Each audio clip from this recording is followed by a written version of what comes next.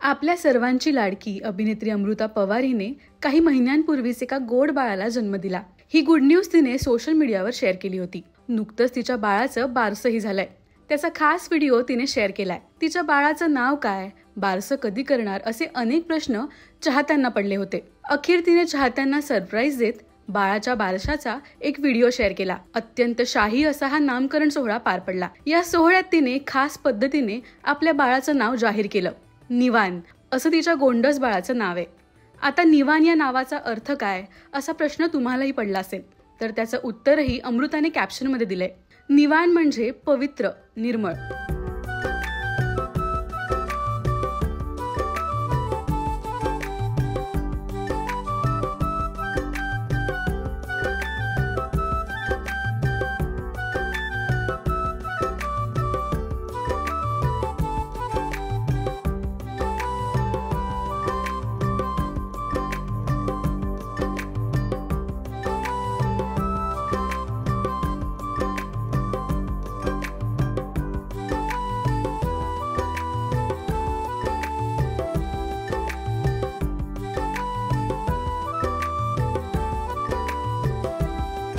तिच्या या व्हिडिओवर चाहत्यांनी कमेंट करत भरभरून प्रेमही व्यक्त केलंय।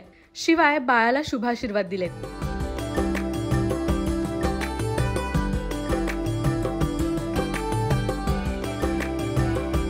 बाळाच्या जन्मानंतर जवळपास 6 महिन्यांनी अमृताने मुलाचं नामकरण केलंय।